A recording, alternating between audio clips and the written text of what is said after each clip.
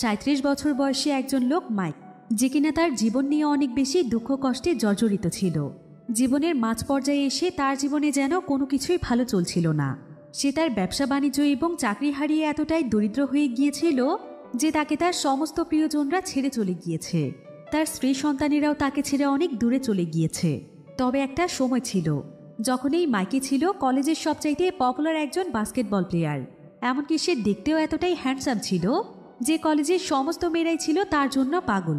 মাইকের জন্য অপেক্ষা করছিল অনেক উজ্জ্বল একটি কেরিয়ার। কিন্তু যেই ভালোবাসার মানুষের জন্য সে সব কিছু ত্যাগ করেছে, সেই তার সন্তানদেরকে নিয়ে তার কাছ থেকে আজ অনেক দূরে। কিন্তু হঠাৎ করেই একদিন তার জীবনে ঘটে যায় এক অলৌকিক ঘটনা। সে দেখতে পায় যে সে ৩৭ বছর থেকে ১৭ বছর বয়সী হয়ে গিয়েছে। আর যখন সে এই বিষয়গুলো নিয়ে দিশেহারা হয়ে পড়েছিল, ঠিক তখনই সে ঘটনাক্রমে পৌঁছে যায় তার সেই পুরনো কলেজে আর জয়েন হয়ে যায় তার ২০ বছর পুরনো সেই বাস্কেটবল টিমে, যেখানে এখন তার নিজের ছেলেও একজন প্লেয়ার। তবে তার ছেলে এটা জানেই না যে সেই তার বাবা। আর এরপর থেকেই মাইকের জীবনে এমন কিছু ঘটনা ঘটতে থাকে যেটা দেখলে আপনারাও আপনাদের হাসি থামাতে পারবেন না। তবে এত কিছুর পর মাইক শেষ পর্যন্ত তার স্বপ্ন পূরণ করতে পেরেছিল? সে কি শেষ পর্যন্ত একজন বাস্কেটবল প্লেয়ার হয়ে তার পরিবারকে নিজের জীবনে ফিরিয়ে আনতে পেরেছিল? সেটাই আমরা দেখব এই মুভিটিতে।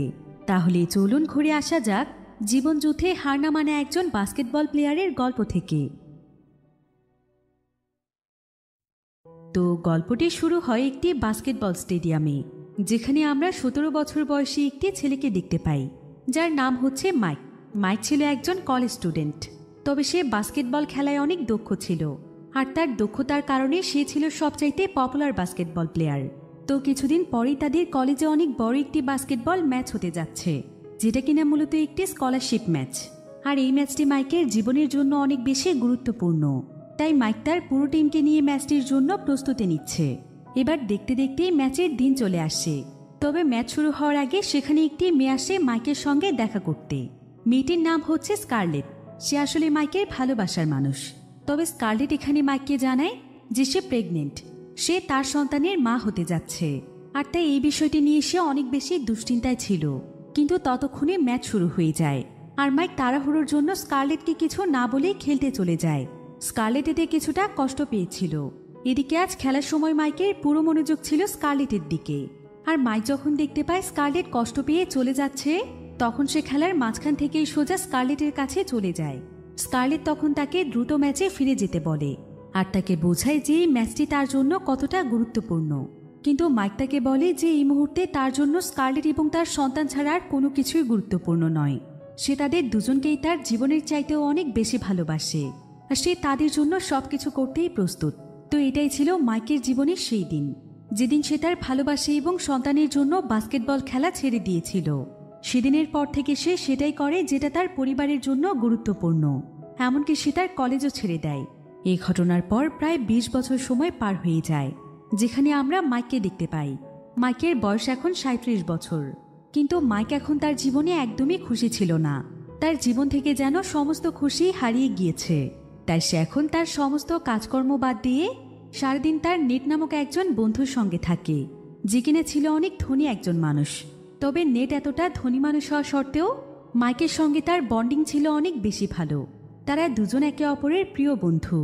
তো মাইক এখানে নেটকে জানায় যে তার ওয়াইফ স্কারলেট নাকি তাকে ডিভোর্স দেওয়ার জন্য কোর্টে আপিল করেছে। এবার আমরা মাইকের দুজন ছেলে মেয়েকে দেখতে পাই। তার ছেলের নাম হচ্ছে জন এবং মেয়ের নাম হচ্ছে ম্যাকি। তো বর্তমানে মাইক ছোটখাটো একটি কোম্পানিতে চাকরি করে আর সেই কোম্পানিতে প্রায় ১৬টি বছর ধরে কাজ করে আসছে। তো আজকে সেই কোম্পানিরই অনেক গুরুত্বপূর্ণ একটি মিটিং ছিল, যেখানে সমস্ত কর্মচারীদের মধ্যে যে কোনো একজনকে প্রমোশন দেওয়া হবে। তবে সেই প্রমোশন পাওয়ার যোগ্যতা একমাত্র মাইকেরই ছিল, কারণ এখন পর্যন্ত মাইকে কোম্পানির জন্য অনেক সৎ এবং নিষ্ঠার সঙ্গে কাজ করে আসছে। এমনকি সে প্রত্যেকটি কাজই পারফেক্টভাবে করেছে। সেই সাথে কয়েকবার সে বেস্ট এমপ্লয়ির অ্যাওয়ার্ডও পেয়েছে। কিন্তু কিছুক্ষণ পরেই দেখা যায় যে যোগ্যতা থাকা সত্ত্বেও মাইকের বদলে প্রমোশন পায় একটি মেয়ে, যে কিনা মাত্র ২ মাস আগে এই কোম্পানিতে জয়েন করেছে। তবে মাইক এতে প্রচণ্ড রেগে যায় আর সে এই বিষয়টি নিয়ে তার বসের সঙ্গে ঝগড়া শুরু করে দেয়। ফলে সেদিনই তার এই কোম্পানির চাকরিটিও চলে যায়। মাইকের জীবন এখন পুরোপুরিভাবেই ধ্বংস হয়ে গিয়েছে। তার লাইফে যেন ভালো কিছু হচ্ছিলই না। মাইক এবার আজকে তার মন ভালো করার জন্য সোজা তার সেই কলেজে চলে যায়, যেখানে সে অনেক ভালো একজন স্টুডেন্টের পাশাপাশি একজন ভালো খেলোয়াড়ও ছিল। আর কলেজের সামনে আসতেই তার সেই কলেজ লাইফের স্মৃতিগুলো মনে পড়তে থাকে, যে তখন তার লাইফ কতটা সুন্দর ছিল। তবে এখন এই কলেজে তার 17 বছর বয়সী মেয়ে ম্যাকি এবং তার 16 বছর বয়সী ছেলে জন লেখাপড়া করে। তো মাইক তখন সেই বাস্কেটবল স্টেডিয়ামটিতে চলে আসে, যেখানে সে একসময় বাস্কেটবল প্র্যাকটিস করত। এসব কিছু দেখে তার অতীতের কথা অনেক মনে পড়ছিল। এবার হাঁটতে হাঁটতে সে স্কুলের করিডরে চলে আসে, যেখানে তার এবং তার বাস্কেটবল টিমের খুবই সুন্দর একটি ছবি ছিল। এই ছবিটি দেখে মাইকের খুবই আফসোস হচ্ছিল যে সে কেন সেই সময় তার বাস্কেটবল খেলা ছেড়ে দিয়েছে। সে শুধুমাত্র স্কারলেট এবং তার সন্তানের কথা ভেবে তার জীবন নষ্ট করেছে, অথচ সে স্কারলেটই এখন তাকে ছেড়ে চলে যেতে চাইছে। মাইক যখন সেখানে দাঁড়িয়ে এই সমস্ত কথা বলছিল, ঠিক তখনই সেখানে সেই কলেজের ক্লিনার চলে আসে, যে কিনা অনেক বয়স্ক একজন মানুষ ছিল, আর সে বহু বছর ধরে এই কলেজে কাজ করে আসছে। তো ক্লিনার এখানে তাকে বলে, তুমি মাইক তাই না? মাইক তখন তাকে জিজ্ঞাসা করে যে আমি কি আপনাকে চিনি?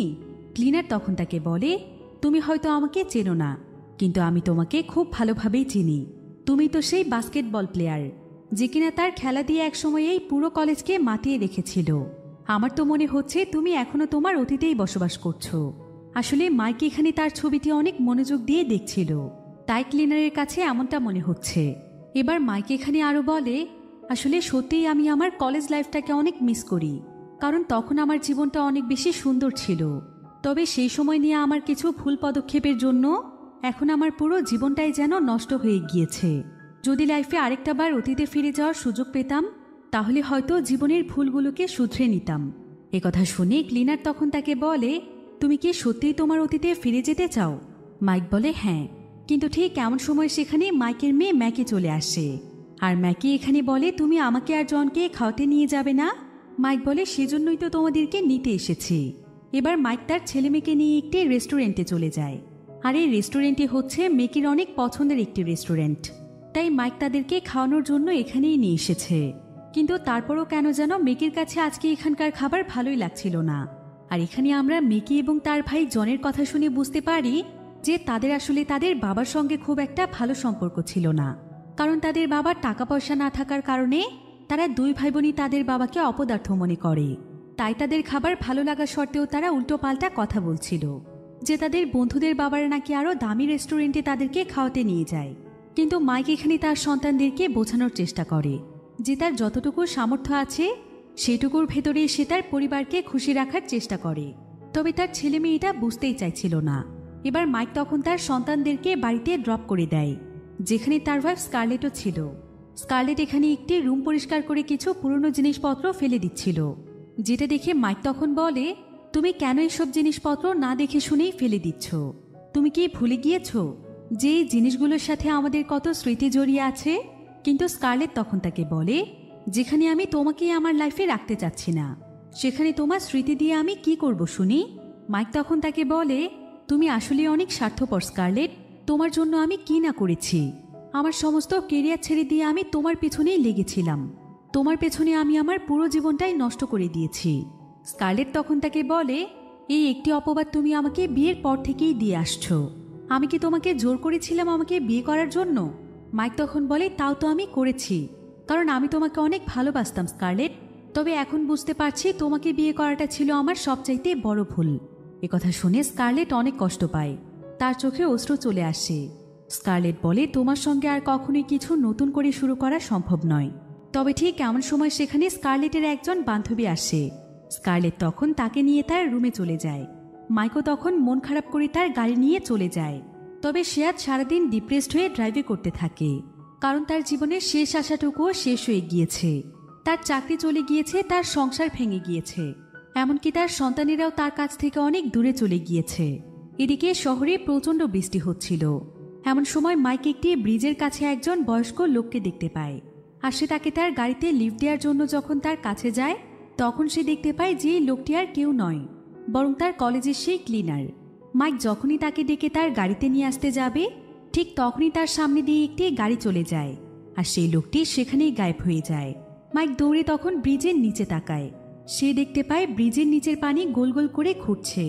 এবার মাইকের এখানে কোনো কিছু বুঝে ওঠার আগে সেই পানির স্রোতটি টেনে তাকে ভেতরে নিয়ে যায়।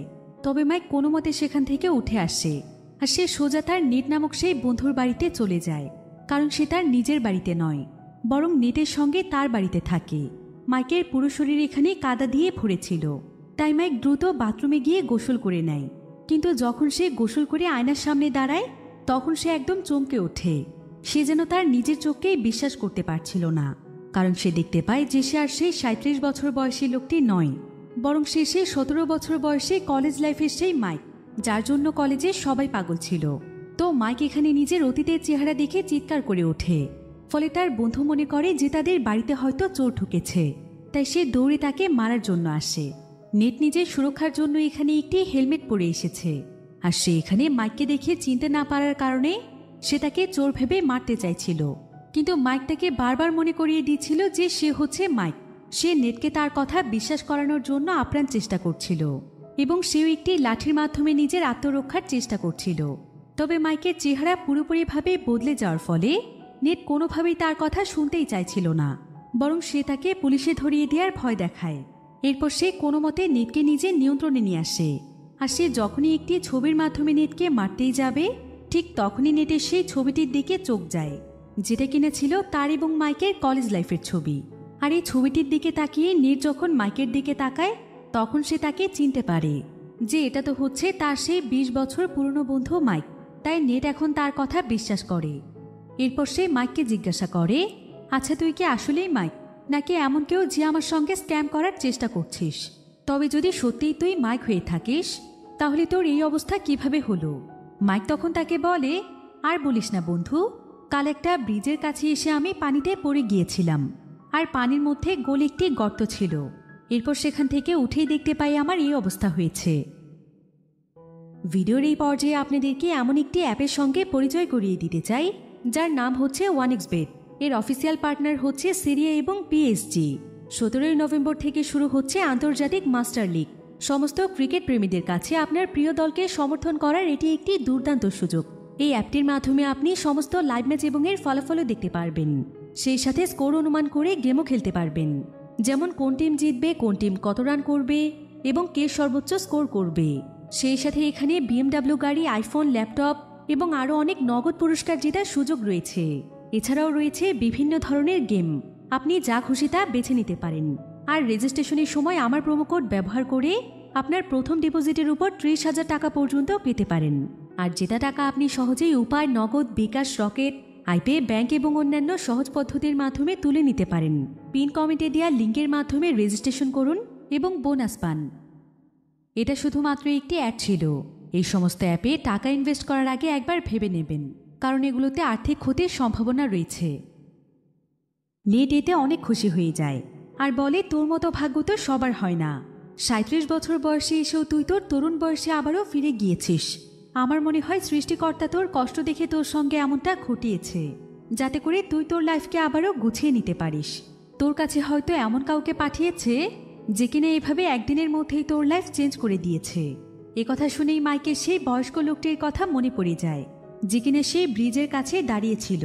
এবার মাইক যখন গতকালের সমস্ত ঘটনা মনে করে তখন তার কাছেও এমনটাই মনে হয়, কারণ কাল কলেজে সেই লোকটি তার কাছে জানতে চেয়েছিল যে সে আবারও তার অতীতে ফিরে যেতে চায় কিনা।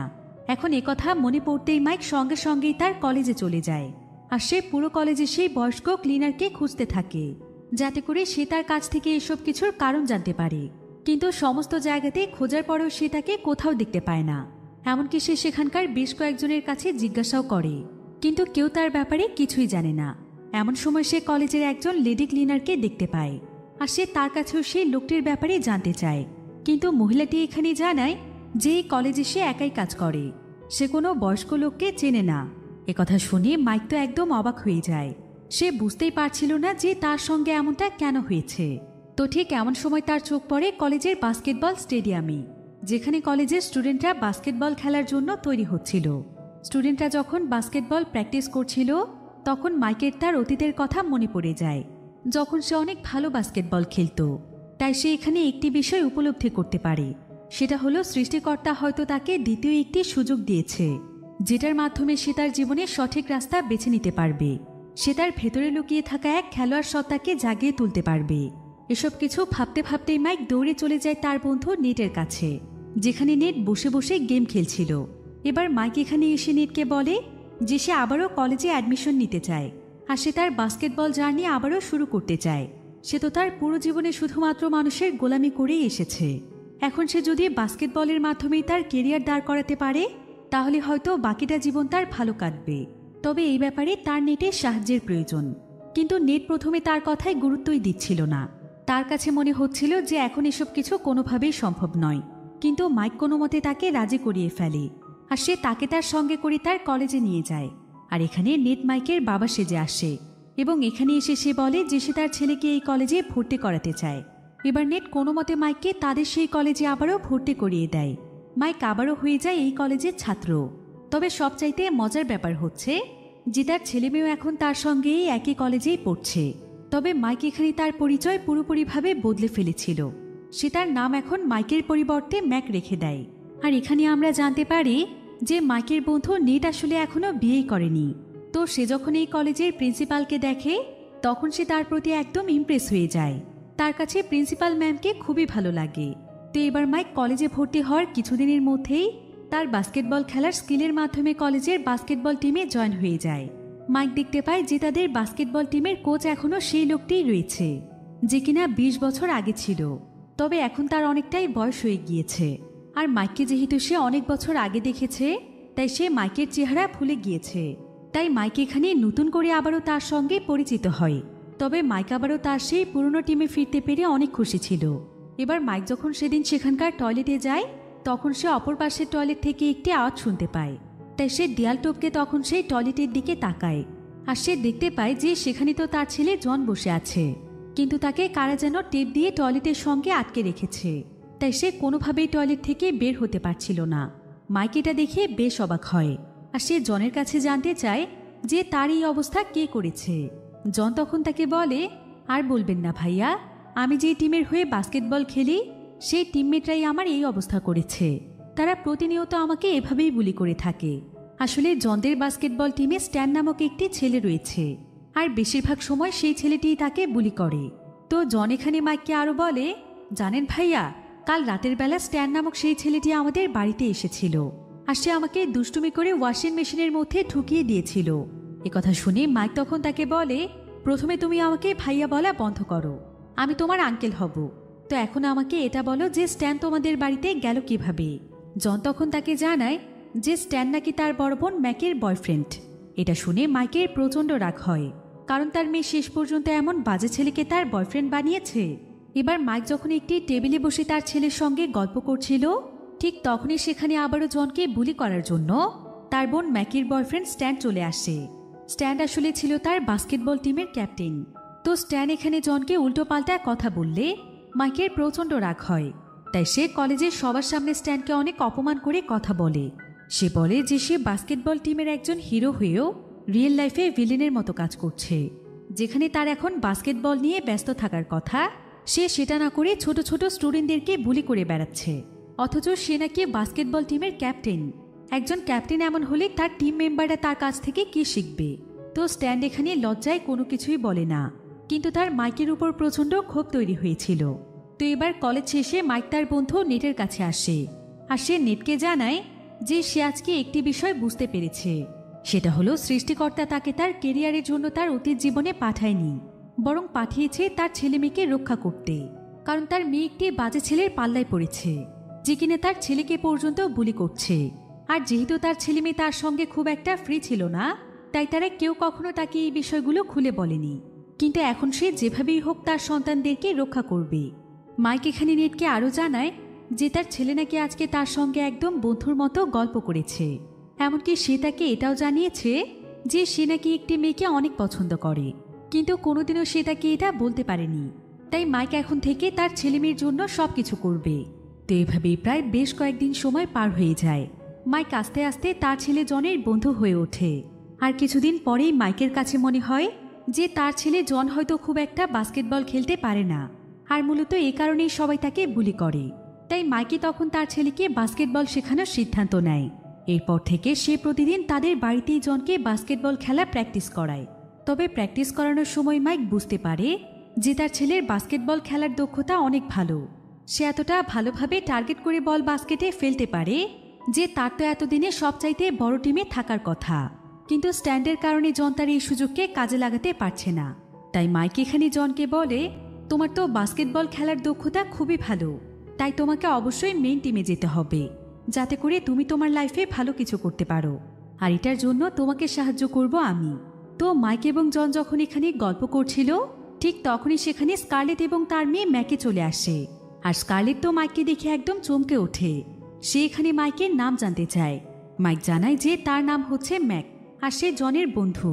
স্কারলেট এতে একদম অবাক হয়ে যায়, আর সে মাইককে বলে, তুমি কি জানো আমার হাজবেন্ড মাইক তোমার বয়সে একদম তোমার মতোই হ্যান্ডসাম এবং সুন্দর ছিল, সে দেখতেও একদম হুবহু তোমার মতোই ছিল। স্কারলেট এখানে মাইকের কাছে গিয়ে তার চেহারায় হাত বুলিয়ে দেখছিল যে এটা আসলেই মাইক কিনা। মাইক তো ভাবছিল যে সে ধরাই পড়ে যাবে, কিন্তু সৌভাগ্যবশত সে বেঁচে যায়। এবার পরের দিন জনের বাহানা দিয়ে সে আবারও তাদের বাড়িতে আসে, আর আজকেও তার সঙ্গে তার ওয়াইফ স্কারলেটের দেখা হয়ে যায়। স্কারলেট তার গাড়িতে করে কিছু জিনিসপত্র নিয়ে এসেছে। তো সে এখানে মাইককে জানায় যে সে নাকি তার বাড়ির সবকিছু নতুন করে সাজাতে চায়, তার বাড়ির বাহিরের সবকিছু চেঞ্জ করে ফেলতে চায়। এরপর সে মাইককে তার পুরো প্ল্যান বলে যে সে কিভাবে এই জায়গাটিকে সুন্দরভাবে সাজাতে চায়। স্কারলেটের কথা শুনে মাইক তখন তাকে সাহায্য করতে চায়, কিন্তু স্কারলেটের কাছে মনে হয় যে এসব কিছুর পেছনে মাইকের কোনো উদ্দেশ্য রয়েছে, তা না হলে সে সবকিছু বাদ দিয়ে বারবার এখানে কেন আসছে। মাইক তখন তাকে বলে, না না, কি বলছেন এসবের পেছনে আমার কোনো উদ্দেশ্য নেই। আমি জনের ভালো বন্ধু, আর তার মা হিসেবে আমি আপনাকে সাহায্য করতেই পারি, তাই না? কিন্তু স্কারলেট তখন বলে, তোমাদের মতো হাই স্কুলের ছেলেদেরকে আমার চেনা আছে, আমি জানি তোমরা একজন মহিলা মানুষের কাছে কি পেতে চাও, তবে আমার সঙ্গে এসব কিছু করার একদম চেষ্টা করো না। তোমার আর আমার মধ্যে কখনোই কোনো কিছু হওয়া সম্ভব নয়। আসলে মাইক যেহেতু স্কারলেটের হাজবেন্ড ছিল, তাই গতকাল থেকেই মাইক নিজের অজান্তেই তার সঙ্গে তার হাজবেন্ডের মতোই আচরণ করছিল, যার কারণে স্কারলেটের তার উপর সন্দেহ তৈরি হয়েছে। কিন্তু মাইক তাকে বলে যে সে তাকে নিয়ে এমন কিছু চিন্তাও করেনি। তো এবার স্কারলেট তার সঙ্গে কাজ করতে রাজি হয়ে যায়। তারা দুজন মিলে মজা করতে করতে সবকিছু পরিষ্কার করতে থাকে। আর মাইক আজকে এতদিন পর স্কারলেটকে এতটা খুশি দেখছে। সে এখানে স্কারলেটের দিকে অপলক দৃষ্টিতে তাকিয়েই থাকে। সে আসলে এখনো স্কারলেটকে অনেক ভালোবাসে। তো তারা দুজন মিলে খুব সুন্দরভাবে সবকিছু সাজিয়ে গুছিয়ে ফেলে। মাইকের আসলে স্কারলেটের সঙ্গে সময় কাটাতে বেশ ভালো লাগে, তাই সে প্রতিদিন বিভিন্ন বাহানায় স্কারলেটের কাছে চলে আসে। আর অন্যদিকে কলেজে যাওয়ার পর সে তার ছেলে জনকে প্রতিদিনই বাস্কেটবল প্র্যাকটিস করায়। আর আস্তে আস্তে জন বাস্কেটবল খেলায় এতটাই দক্ষ হয়ে ওঠে যে মাত্র কয়েকদিনের মধ্যেই সে বাস্কেটবলের মেইন টিমে সিলেক্ট হয়ে যায়। এসব দেখে মাইকের খুবই ভালো লাগছিল। আস্তে আস্তে সবকিছুই যেন মাইকের মনের মতোই হচ্ছিল। তার কাছে মনে হচ্ছিল সে তার পরিবারকে আবারও ফিরে পেয়েছে। কিন্তু একদিন রাতের বেলা সে দেখতে পায় যে তার ওয়াইফ স্কারলেট সুন্দরভাবে রেডি হয়ে কোথাও যাচ্ছে। মাইক তখন জানতে চায় যে সে কোথায় যাচ্ছে। স্কারলেট তখন তাকে জানায় যে সে নাকি একজনের সঙ্গে ডেট করছে, আর তার সঙ্গে আজকে সে ডেটে যাচ্ছে। একথা শুনে মাইক অনেক কষ্ট পায়। সে কোনোদিন ভাবতেও পারেনি যে স্কারলেট এমন কাজ করতে পারে। এবার যাওয়ার আগে স্কারলেট মাইকের হাতে একটি ডিভোর্স পেপার দিয়ে বলে, আমি তোমার কলেজ থেকে জানতে পেরেছি যে তুমি নেটের ছেলে। তুমি এই ডিভোর্স পেপারটি তোমার বাবা নেটকে গিয়ে দিয়ে দিও, ঠিক আছে? কারণ আমার হাজবেন্ড মাইক তোমার বাবার অনেক ভালো বন্ধু, তাই তোমার বাবাকে বলো যে সে যেন এই পেপারটি মাইককে দিয়ে দেয়। এই বলে স্কারলেট সেখান থেকে চলে যায়। আর মাইক সেখানে চুপচাপ দাঁড়িয়ে মুচকি হাসে। মাইক তার জীবনে প্রথমবারের মতো রিয়েলাইজ করতে পারে যে সে তার জীবন থেকে আসলে কি হারিয়ে ফেলেছে। এবার সেদিন রাতের বেলায় মাইক তার মন ভালো করার জন্য তার ছেলে জনকে সাথে নিয়ে একটি পার্টিতে যায়, যেখানে সে মেয়েটিও ছিল, যাকে তার ছেলে পছন্দ করে, কিন্তু কোনোদিনও সে তাকে তার মনের কথা বলতে পারেনি। এবার মাইক এখানে তার ছেলেকে বলে যে সে যেন মেয়েটিকে তার মনের কথা বলে দেয়, কারণ সে এটা বলতে যত বেশি দেরি করে ফেলবে মেয়েটিকে তার জীবন থেকে হারিয়ে ফেলার আশঙ্কা ততটাই বাড়বে। তাই সে জনকে তখন মেয়েটির কাছে পাঠিয়ে দেয়। কিন্তু মেয়েটির সামনে যাওয়ার পর জন সাহস করে তাকে তার মনের কথা বলতেই পারে না। তবে প্রথমবার তারা দুজন অনেক গল্প করে। অন্যদিকে জনের বোন ম্যাকি মন খারাপ করে একটি জায়গাতে দাঁড়িয়েছিল। মাইক তখন সঙ্গে সঙ্গেই তার কাছে যায়, আর সে তাকে বলে, জানো ম্যাকি, তোমার মতো সুন্দর এবং ভালো মেয়ে আমি অনেক কমই দেখেছি। তোমার তো ডেট করা উচিত হিরোর মতো কোনো ছেলেকে, যার লুকের সঙ্গে সঙ্গে পার্সোনালিটিও হবে হিরোর মতো। কিন্তু তুমি কিনা শেষ পর্যন্ত স্ট্যান্ডের মতো ছেলেকে ডেট করছো, যে কিনা তোমার যোগ্যই না। সে কখনোই কাউকে সাহায্য করতে জানে না, এমনকি সবসময় সে কলেজে স্টুডেন্টদেরকে বুলি করতে থাকে। তাকে তার কয়েকজন বন্ধু ছাড়া কলেজে কেউই পছন্দ করে না। স্ট্যান্ডের মধ্যে ভালো কোনো কিছুই নেই, তাই তোমার উচিত স্ট্যান্ডের কাছ থেকে দূরে সরে আসা। কিন্তু ম্যাকি এতে রেগে যায় আর সে মাইককে বলে, আমার বয়ফ্রেন্ডকে নিয়ে কথা বলার আপনি কে বলুন তো? আপনি তো এমনভাবে কথা বলছেন যেন আপনি আমার বাবা হন। আপনি আবার আমার মায়ের সঙ্গে ডেট করতে চাইছেন না তো? যদি এমন হয় তাহলে আমার মায়ের কাছ থেকে দূরে থাকুন। এই বলেই ম্যাকি রেগে সেখান থেকে চলে যায়। এবার পরের দিন টিমে মাইকের একটি বাস্কেটবল ম্যাচ ছিল। তবে সবচাইতে মজার ব্যাপার হচ্ছে যে মাইক আসলে তার ছেলের টিমের হয়েই খেলছে, যেখানে স্ট্যান্ডও ছিল।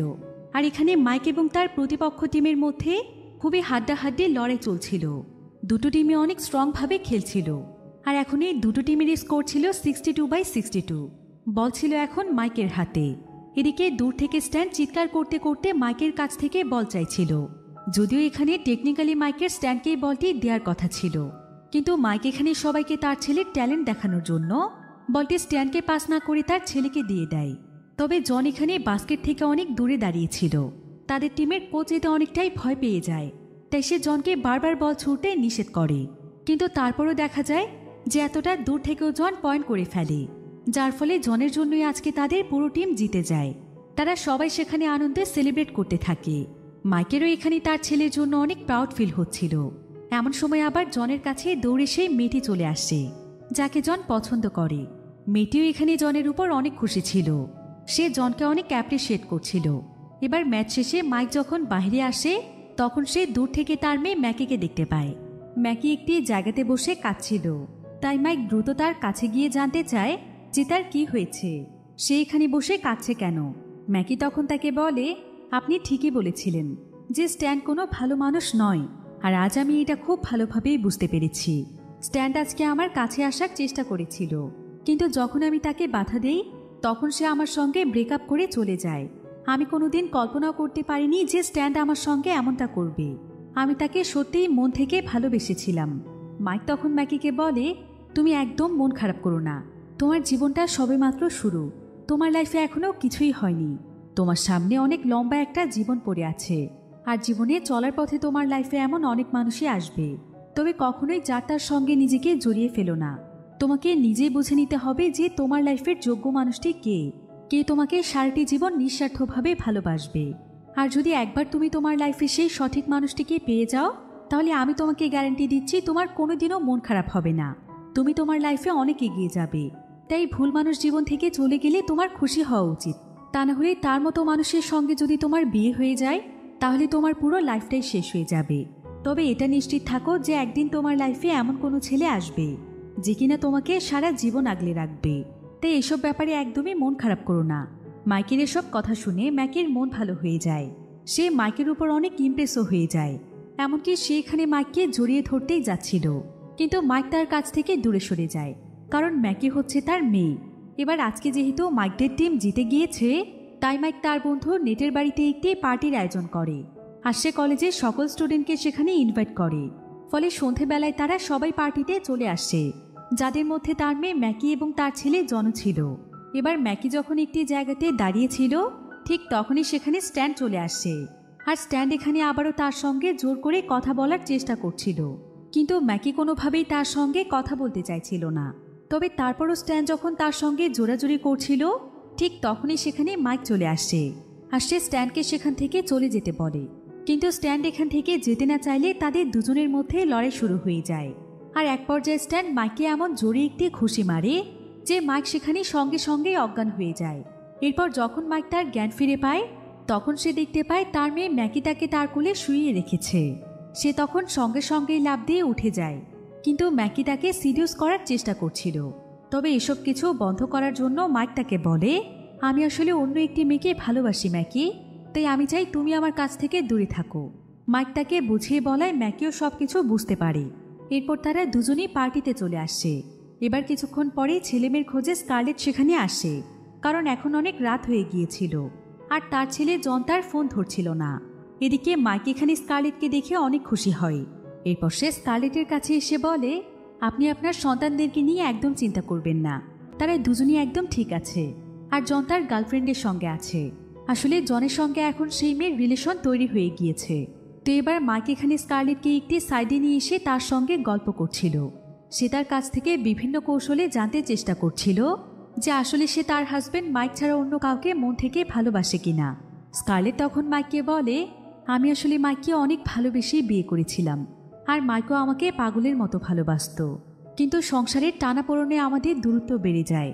তুমি জানো, মাইক অনেক ভালো বাস্কেটবল প্লেয়ার ছিল, কিন্তু আমার জন্যই ওর পুরো কেরিয়ার ধ্বংস হয়েছে। যদিও এই ব্যাপারে মাইক আমাকে অনেকবার বলেছে, তাই এক পর্যায়ে কেন যেন নিজেকেই সবচাইতে বেশি দোষী মনে হয় যে আমি কেন মাইকের জীবন নষ্ট করলাম। তাই আমি আস্তে আস্তে ওর লাইফ থেকে সরে আসতে চাইছি। আমি আর ওর লাইফে থেকে ওর লাইফ নষ্ট করতে চাই না, এজন্যই অন্য কারোর সঙ্গে ডেট করে মুভ অন করার চেষ্টা করছি। এসব কথা শুনে মাইক কিছুটা ইমোশনাল হয়ে যায়, আর সে স্কারলেটকে সবার সামনে কিস করে ফেলে। স্কারলেট তখন সঙ্গে সঙ্গে তাকে জোরে একটি থাপ্পড় দিয়ে চলে যায়, যেটা আবার নিচে দাঁড়িয়ে ম্যাকেও দেখতে পায়। এবার মাইক এখানে স্কারলেটের পিছু পিছু আসে, আর সে স্কারলেটকে বলে, তুমি আমাকে ভুল বুঝো না, আমি অন্য কোনো পুরুষ নই, আমি তোমার হাজবেন্ড মাইক। তুমি বলেছিলে না আমাকে তোমার চেনা চেনা লাগছে? আসলে আমার সঙ্গে অনেক বড় একটি ঘটনা ঘটে গিয়েছে। তবে স্কারলেট এখানে তার কোনো কথাই শুনতে চাইছিল না, সে উল্টো রাগ করে সেখান থেকে চলে যায়। এমন সময় আবার মাইকের কাছে ম্যাকি আসে, আর সে মাইককে অনেক জোরে একটি থাপ্পড় দিয়ে বলে যে সে কোনোদিন ভাবতেও পারেনি যে মাইক আসলে শেষ পর্যন্ত তার মায়ের প্রতি আসক্ত। অন্যদিকে আমরা মাইকের বন্ধু নেটকে দেখতে পাই। নেট আজকে মাইকের কলেজের প্রিন্সিপালের সঙ্গে ডেটে এসেছে, যাকে প্রথম দেখাতেই তার ভালো লেগেছিল, আর তার ডেট আজকে খুব সুন্দর কাটে। এবার নেট এখানে তার বাড়ি দেখানোর জন্য প্রিন্সিপালকে সঙ্গে করে নিয়ে আসে, কিন্তু বাড়িতে আসার পরই তারা দেখতে পায় যে কলেজের সমস্ত স্টুডেন্টরা মিলে তার বাড়ি একদম তছনছ করে ফেলেছে, যেটা দেখে নেট প্রচণ্ড রেগে যায়, আর সে সবাইকে সেখান থেকে বেরিয়ে যেতে বলে। কিন্তু কেউই এখানে তার কোনো কথাই শুনছিল না। তারা বারবার বলছিল যে তাদেরকে পার্টিতে ইনভাইট করা হয়েছে, তাই পার্টি শেষ না হওয়া পর্যন্ত তারা কোথাও যাবে না। তবে যখন তাদেরকে কোনোভাবেই সামলানো যাচ্ছিল না, তখন কলেজের প্রিন্সিপাল এখানে বলে যদি এক্ষুনি তারা এখান থেকে বেরিয়ে না যায় তাহলে কাল প্রত্যেককেই কলেজ থেকে সাসপেন্ড করে দেওয়া হবে। একথা শুনে সঙ্গে সঙ্গে সমস্ত স্টুডেন্টরা বেরিয়ে যায়। তবে সমস্ত স্টুডেন্টরা প্রিন্সিপালকে যেহেতু নেটের সঙ্গে দেখে ফেলেছিল, তাই প্রিন্সিপাল এতে প্রচণ্ড রেগে যায়, আর সে নেটকে বলে ঠিক এই কারণেই আমি কোনো স্টুডেন্টের বাবার সঙ্গে ডেটে যেতে চাই না। এই বলেই প্রিন্সিপাল রাগ করে সেখান থেকে চলে যায়। এতে নেট আবার রেগে যায় মাইকের উপর, আর মাইক যখন তাকে সবকিছু বোঝাতে আসে তখন সে মাইককেও একটি চড় দিয়ে বসে। কিন্তু মাইকের মন খারাপ দেখে সে পরক্ষণেই মাইককে আবারও বুকে টেনে নেয়। এবার পরের দিন সকালে দেখা যায় যে মাইক পুরোপুরিভাবে ভেঙে পড়েছে। সে এখানে তার বন্ধু নেটকে জানায় যে গতকালই সে তার পরিবারকে পুরোপুরিভাবে হারিয়ে ফেলেছে। সে বুঝে গিয়েছে যে তার পরিবারের আর তার কোনো প্রয়োজন নেই। কিন্তু নেট তখন তাকে বলে তুমি তো প্রায় সবকিছু ঠিক করেই ফেলেছ, তোমার ছেলে মেয়েকেও সঠিক রাস্তা দেখিয়ে দিয়েছ, কিন্তু এখন যখন আবারও নিজের পরিবারকে ফিরে পাওয়ার পালা, তখন কিনা তুমি হার মেনে নিচ্ছ। মাইক তখন নেটকে বলে হার মেনে নেওয়ার পেছনে একটা বড় কারণ রয়েছে। আজকে আমার এবং স্কারলেটের ডিভোর্সের শুনানি, কিন্তু স্কারলেট একটিবার আমাকে একটা ফোন পর্যন্ত দেয়নি, আমার কাছে আমার মনের কথাটা জানতেও চায়নি। হয়তো তার জীবনে এখন আর আমার কোনো প্রয়োজন নেই, তাই আজকেই হয়তো আমি আমার পরিবারকে চিরদিনের জন্য হারিয়ে ফেলব। এরপর মাইক নেটকে নিয়ে সোজা কোর্টে চলে আসে, যেখানে আগে থেকে স্কারলেট অপেক্ষা করছিল। কিন্তু কোর্টের মধ্যে বাহিরের কোনো মানুষ অ্যালাউ ছিল না, তাই মাইক এবং নেটকে কোর্ট থেকে বের করে দেওয়া হচ্ছিল। তবে মাইক এখানে বলে আমাকে আসলে স্কারলেটের হাজবেন্ড মাইকে পাঠিয়েছে। সে স্কারলেটের জন্য আমাকে একটি চিঠি দিয়েছে, যেটা আমি তাকে পড়ে শোনাতে চাই। এবার কোর্ট থেকে তাকে অনুমতি দেয়া হয়। মাইক তখন তার সঙ্গে করে আনা চিঠিটি পড়তে শুরু করে। মাইক বলে প্রিয় স্কারলেট, আমি জানি আজকে তুমি অনেক খুশি, কারণ তুমি তোমার লাইফে পুরোপুরিভাবে মুক্ত হতে চলেছ। কিন্তু আমি তোমাকে কখনো এভাবে মুক্তি দিতে চাইনি। আমার পুরো লাইফে যদি ভালো কিছু ঘটে থাকে, সেটা হচ্ছে আমার জীবনে তোমার আশাটা। তুমি আমার লাইফের প্রথম এবং শেষ ভালোবাসার মানুষ, যার জন্য শুধুমাত্র আমি নিজের কেরিয়ার নয়, বরং এই পৃথিবী ছাড়তেও রাজি। আমার আজও সেই দিনটির কথা খুবই মনে পড়ে, যেদিন তোমার সঙ্গে আমার প্রথম দেখা হয়েছিল। আস্তে আস্তে আমাদের ভালোবাসা পূর্ণতা পেল। সৃষ্টিকর্তা আমাদের ঘরে ফুটফুটে দুটো সন্তানও দিল। কিন্তু পরিস্থিতি আজকে আমাদেরকে কোথায় এনে দাঁড় করিয়েছে দেখেছ? আমি জানি যে আমি অনেক ভুল করেছি। আমাদের সংসারটিকে আমি খুব একটা আগলে রাখতে পারিনি। সবকিছু তুমিই করেছ, কিন্তু তাই বলে এই সত্যিটা কোনোদিনও পরিবর্তন হয়ে যাবে না যে আমি তোমাকে অনেক ভালোবাসি। চিঠিটির মধ্যে আরও অনেক কিছু লেখা ছিল, যেটা শুধুমাত্র মাইক এবং স্কারলেট ছাড়া কেউ জানে না। সেখানে তাদের লাইফের স্পেশাল দিনগুলোর কথাও লেখা ছিল। আর মাইক এখানে কথাগুলো বলতে বলতে ইমোশনাল হয়ে যাচ্ছিল, তাই সে অর্ধেক চিঠি পড়ে চিঠিটিকে ফেলেই সেখান থেকে চলে যায়। স্কারলেট তখন দৌড়ে এসে চিঠিটিকে হাতে নেয়, তবে চিঠিটির দিকে তাকিয়ে সে একদম অবাক হয়ে যায়, কারণ চিঠিটির মধ্যে একটি অ্যাড্রেস ছাড়া আর কিছুই লেখা ছিল না। ফলে স্কারলেটের আর বুঝতে বাকি থাকে না যে এটাই হচ্ছে তার হাজব্যান্ড মাইক, অর্থাৎ সে সেদিন সত্য কথাই বলছিল। এবার পরের দিন কলেজে ঠিক সেই ম্যাচটি ছিল, অর্থাৎ 20 বছর আগে সেই স্কলারশিপ ম্যাচটি, যেখান থেকে মাইক তার খেলা বন্ধ করেছিল। তো আজকে এই ম্যাচটি আবার স্কারলেটও দেখতে আসছে, আর মাইক সেখানে তার জন্য একটি রিং এবং একটি চিঠি রেখেছিল। এটা ছিল মাইকের ওয়েডিং রিং, আর এখানে চিঠিটিতে লেখা ছিল, অনেক ভালো হতো যদি আমি যা কিছু শুরু করেছি সব শেষ করতে পারতাম। অর্থাৎ মাইকে চিঠির মাধ্যমে তাদের মধ্যকার সমস্ত সম্পর্ক শেষ করতে চায়, কারণ সে বুঝতে পেরেছে যে তাদের লাইফে তার কোনো ভ্যালু নেই। তাই সে আজকে আবারও নতুন করে সে স্কলারশিপ ম্যাচে অংশগ্রহণ করেছে, যাতে করে সে আবারও নিজের মতো করে বাঁচতে পারে। এবার যখন সেখানে ম্যাচ শুরু হয়, তখন মাইক দূর থেকে স্কারলেটকে ঠিক সেভাবেই ফ্লাই কিস দেয়, যেভাবে সে 20 বছর আগে খেলার সময় দিত। এরপর মাইকদের খেলা চলতে থাকে। তবে স্কারলেট এখানে যখনই মাইককে দেখছিল, তখন তার অনেক কষ্ট হচ্ছিল, তাই সে স্টেডিয়াম থেকে উঠে সেখান থেকে চলে যাচ্ছিল। এটা আবার খেলার সময় দেখতে পায় মাইক। আর এখন এখানে ঠিক সেই 20 বছর আগে সেম সিচুয়েশন তৈরি হয়, যেদিন মাইক স্কারলেটের প্রেগনেন্সির খবর জানতে পেরে তার সমস্ত কেরিয়ার ফেলে তার সঙ্গেই চলে গিয়েছিল। আর এখনও মাইকের সেই সমস্ত স্মৃতিগুলো চোখের সামনে ভাসছে। ফলে মাইক এখানে বুঝতে পারে যে সে তার লাইফে আসলে কি চায়। তাই মাইক এখানে তার ছেলেকে বলটি দিয়ে তার নিজের কেরিয়ার গড়তে বলে। আর সে সেই 20 বছর আগের মতো সবকিছু ফেলে চলে যায় স্কারলেটের পেছনে। তবে এখানে আবার আমরা সেই ক্লিনারকে দেখতে পাই, যে কিনা তাদের দুজনকে দেখে মুচকি হেসে ভ্যানিশ হয়ে যায়। আর সঙ্গে সঙ্গে সেখানে একটি আলোর রিফ্লেকশন দেখা যায়। এদিকে মাইক দৌড়ে চলে আসে স্কারলেটের পেছনে। এখানে দেখা যায় যে মাইক আবারও তার আগের রূপে ফিরে এসেছে। স্কারলেট তখন মাইককে বলে, তুমি আজকে আবারও ঠিক সেই একই ভুল করছো। তুমি নিজের সবকিছু বাদ দিয়ে আবারও আমার পেছনে কেন আসছো? আমার জন্য তো তোমার জীবন নষ্ট হয়েছে, তাই আমার কাছে আর ফিরে এসো না। তুমি তোমার সফলতার দিকে এগিয়ে যাও। মাইক তখন স্কারলেটকে বলে, আমি জানি না যে তোমার কাছে সফলতা মানে কি, কিন্তু আমার কাছে সফলতা মানে হচ্ছে আমার পরিবার, আমার ভালোবাসার মানুষ। যেই সফলতায় আমার লাইফে আমার পরিবারই থাকবে না, সেরকম কোনো সফলতার আমার দরকার নেই। যদি আমি তোমাকে এবং আমার সন্তানদেরকে নিয়ে সারা জীবন একসঙ্গে থাকতে পারি, তাহলে সেটাই হবে আমার লাইফের সবচাইতে বড় সফলতা। আমি তোমাকে আজও ঠিক প্রথম দিনের মতোই ভালোবাসি স্কারলেট, তাই তো আমি চেয়েও কখনো তোমার কাছ থেকে দূরে সরে যেতে পারিনি। আর আমি এটাও জানি যে তুমিও আমাকে এখনো অনেক ভালোবাসো। চলো না স্কারলেট, আমরা দুজন আবারও সবকিছু নতুন করে শুরু করি। তুমি দেখে নিও, এবার আমরা দুজন অনেক ভালো থাকবো। এসব কথা বলতে স্কারলেট এখানে মাইককে জড়িয়ে ধরে। তারা দুজন আবারও এক হয়ে যায়। এই ঘটনার পর প্রায় 1 বছর সময় পার হয়ে যায়, যেখানে আমরা মাইককে দেখতে পাই। মাইক তার পরিবার নিয়ে এখন অনেক ভালো আছে। মাইকের সঙ্গে এখানে নেটো ছিল। নেটো এখন তার ভালোবাসার মানুষকে বিয়ে করে নিয়েছে, অর্থাৎ সেই প্রিন্সিপাল এখন তার ওয়াইফ।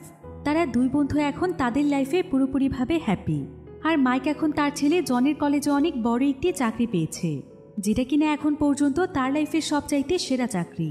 আর সেটা হলো সে এখন সেই কলেজের বাস্কেটবল টিমের কোচ, যেটার মাধ্যমে সে তার লাইফের বাকি স্বপ্নটা পূরণ করতে পারবে।